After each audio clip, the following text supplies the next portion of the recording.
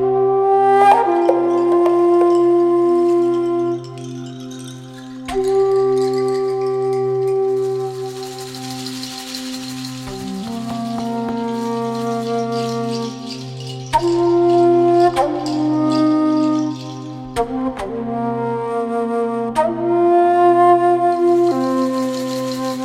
exploring Mungo National Park, located 1,000 kilometres west of Sydney. Lake Mungo is a site of the oldest human remains discovered outside of Africa.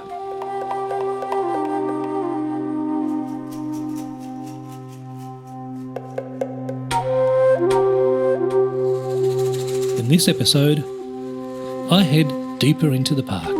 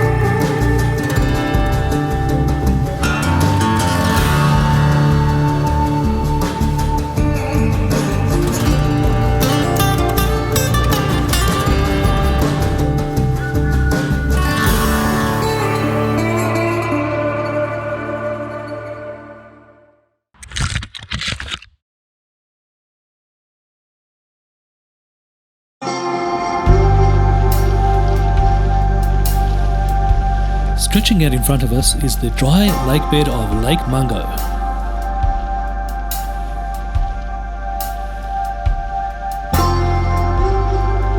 In the previous episode, we caught our first glimpse of Lake Mungo from the Mungo Lookout. We had a look at the visitor centre and the woolshed.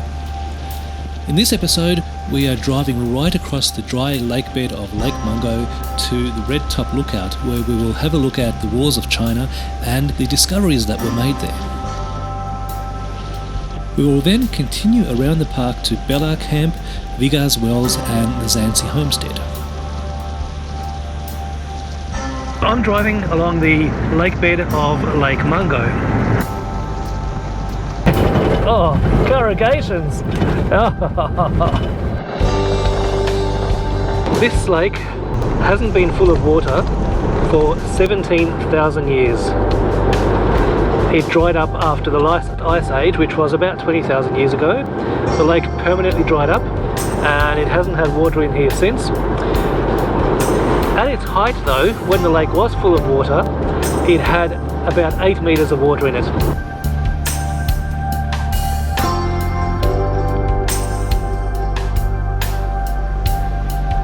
I'm now driving in a southerly direction, parallel to the eastern edge of the lake. And I can see sand dunes stretching out all the way along this eastern edge. I'm heading towards goats, a section called the China Walls. Now you'll see why it's called China Walls in a minute. It basically looks like fine china, and I'll give you the scientific explanation for it in a few minutes. After a short drive, I arrived at the Red Top Lookout. Red Top Lookout is famous for the China Walls and is the location where a lot of very important scientific discoveries were made.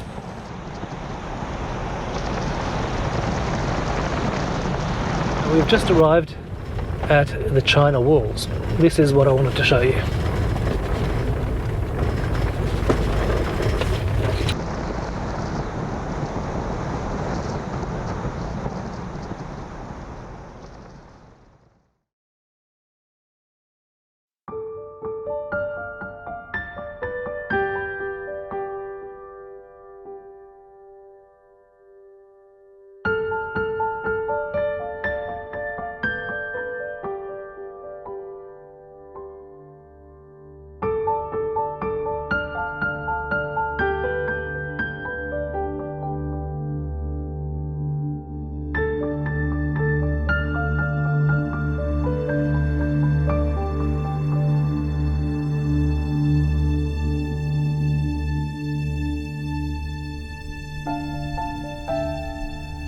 The geological feature you see behind me is called a lunette.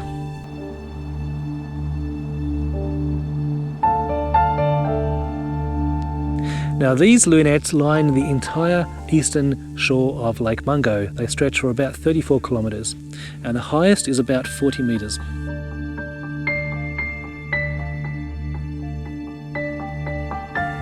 Lunettes are made up of layers of sand and clay. 100,000 years ago, this was prime beachfront real estate. The lake was full of fresh water, full of fish. The land all around was covered in long grass, trees. It was a beautiful place to live. So what happened? The lake went through several cycles of drying out and filling up with water. This was just a natural process. With each cycle, the westerly wind, which I can feel is blowing right now, it's a fairly constant wind, it's always windy here. So when the lake was full of water, the westerly wind would pick up sand off the beach and deposit it along this line right here. When the lake was empty, that same westerly wind would pick up soft clay from the lake bed and cover the sand dunes with clay. And this cycle would repeat over and over again. And in the cross-section of some of these lunettes, you can actually see the different layers of sand and clay.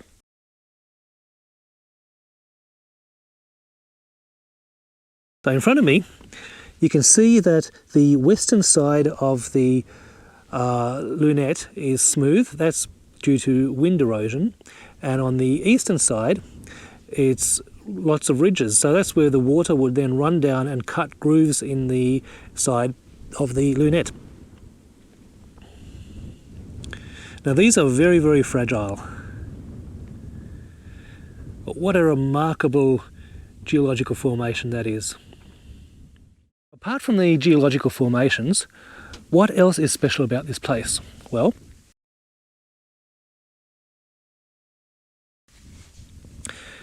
some very important scientific discoveries were made here. In 1968, Dr. Jim Bowler from the Australian National University was travelling through the Mungo region and he found a skull, a human skull. So he marked the location and returned a year later with a team of archaeologists. They found a skull, they unearthed it, and they also unearthed a whole lot of human bones, bone fragments. After some closer examination, they discovered that the bone fragments were covered in a red ochre. They were cremated and crushed and cremated again and crushed again. The bones belonged to a young human female, Homo sapiens. So it was a modern human. The dating revealed that the bones were 40,000 years old. And this remains to this day the oldest evidence of cremation anywhere in the world.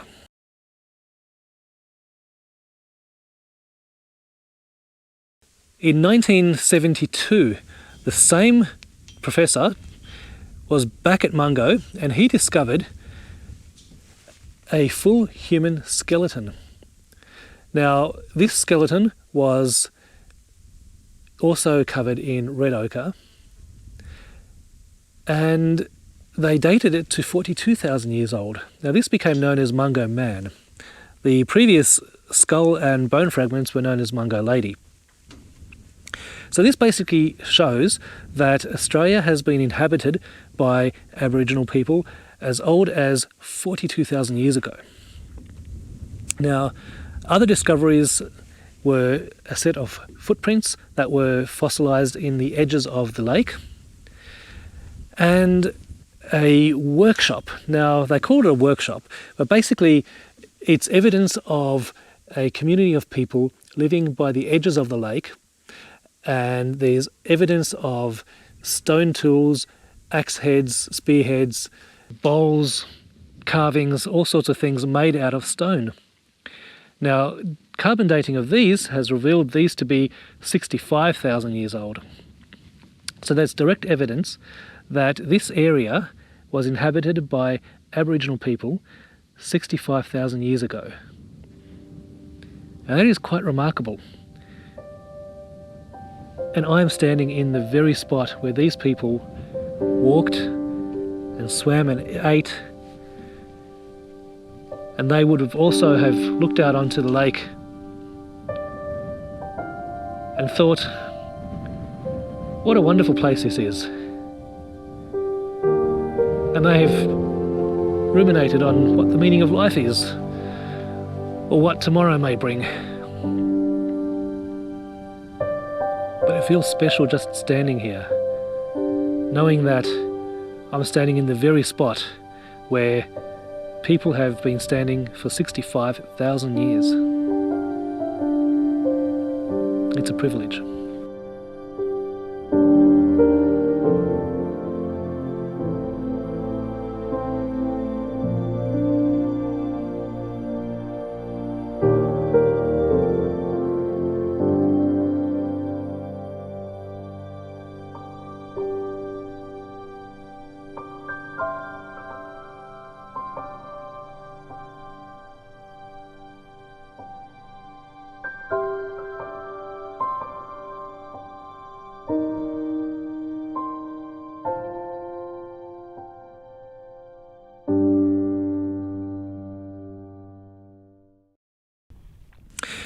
Now, back to the sheep station. So, what role did the sheep station play with the history of Lake Mungo? Well, when the lake eventually dried out 17,000 years ago, the lunettes were entirely covered with vegetation, and it was typically saltbush. That's the only thing that will grow here. And it remained covered for 17,000 years. Now, nobody would have discovered anything in terms of human remains were it not for that sheep station. So 200 years ago, when European settlers arrived in Australia, they introduced sheep, goats and rabbits to the area. Now, these soon reached plague proportions, and the animals basically ate all the vegetation. As soon as the vegetation was eaten, erosion then accelerated. And in some parts, the erosion basically uncovered some human remains, and this is what Dr. Belah has discovered. So, this is how a sheep station came to play a part in uncovering evidence that this area has been continuously inhabited for 65,000 years.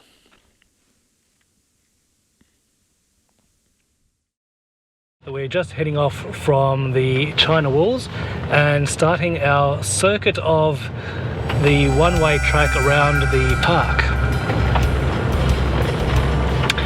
And it's going to be about a 45-minute drive to Belah camp, and we'll have a look at Belah camp and then come back around to the China walls, hopefully for a sunset viewing,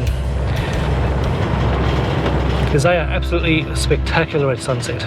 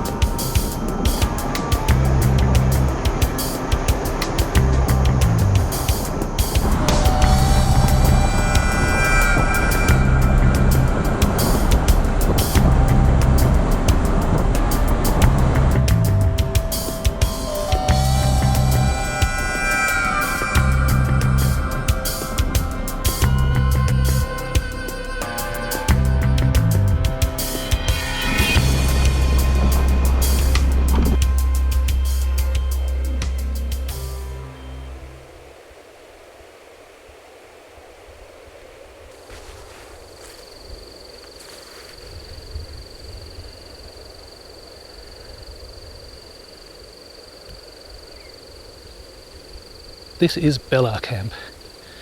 It's basically a bush camp with a few tables scattered around. These wooden pickets, they delineate the places where you can park your vehicle, set up a tent. There is a single long drop toilet down there, and that's it. So there's probably space for about a dozen campers here. And Belah camp gets its name from the Belah trees, lysings. Quite beautiful. You can hear the wind through the Belah trees.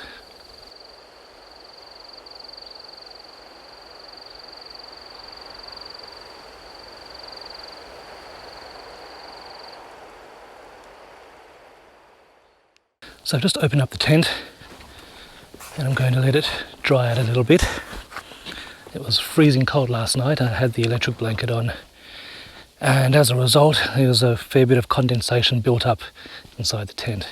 It was just too cold to leave the doors open. Such a beautiful, peaceful place. We're partially sheltered from the wind by these trees, and you can hear the wind in the trees constantly. It's beautiful.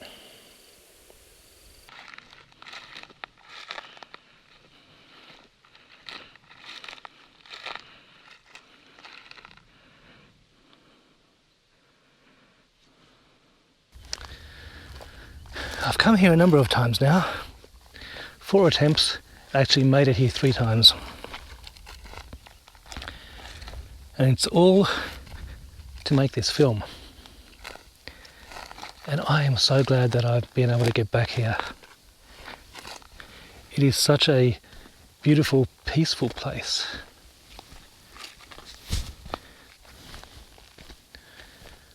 If you're after solitude, come to Lake Mungo.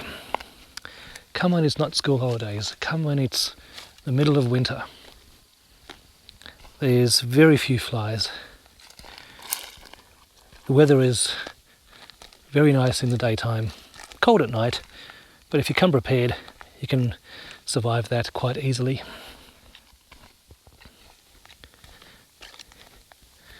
But I recommend just come here, have a look around, come to Belah camp. It is so peaceful.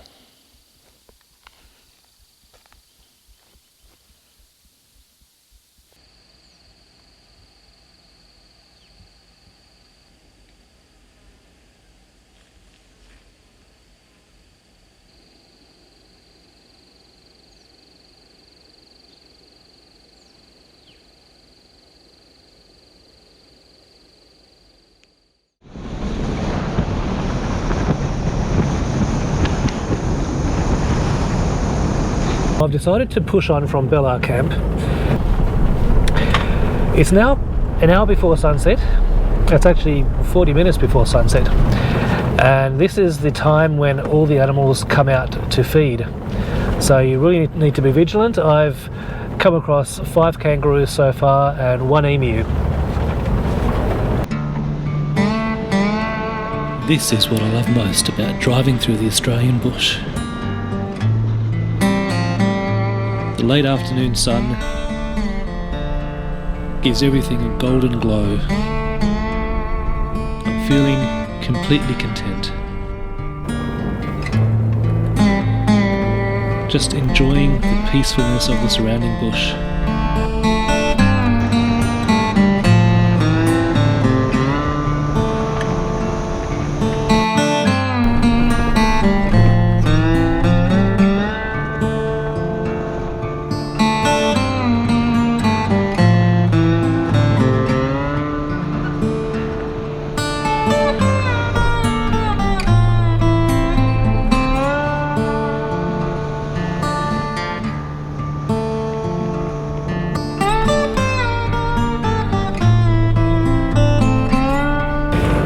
And there in front of me is a sight to behold.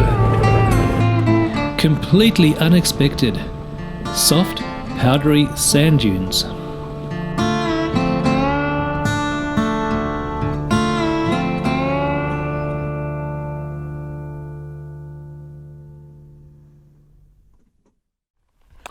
So this is the southern end of Lake Mungo.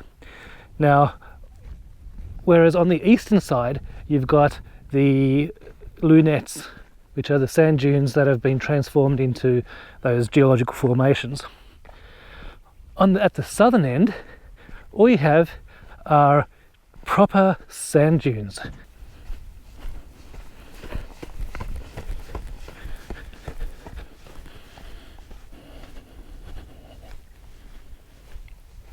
So the first time I came here and saw these sand dunes, my jaw dropped. These are absolutely amazing. They just look so out of place. You could be forgiven for thinking that I was in the Sahara Desert.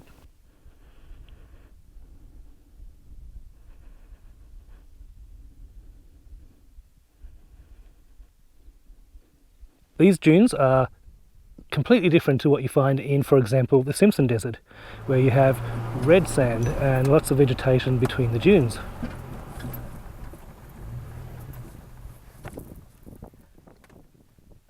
Over here, you have pure rolling white sand dunes.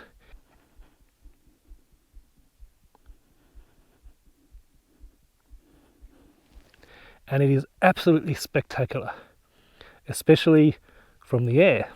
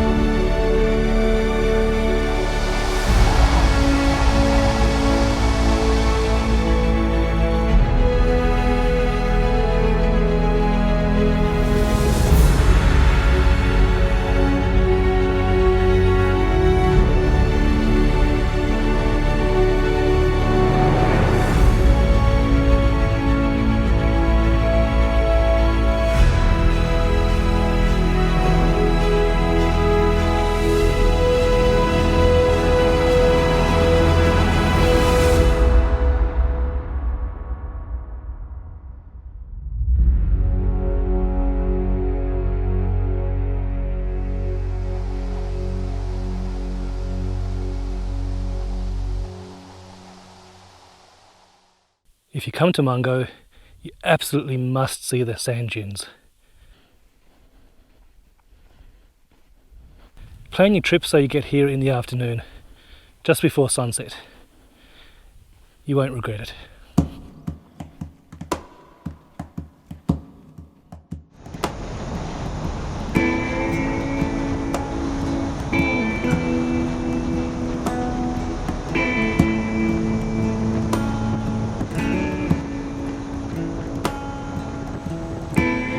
With the sun just about to set, I'm heading back around to the Red Top Lookout for some sunset photography. After that, I'm heading back to Belah camp for the evening.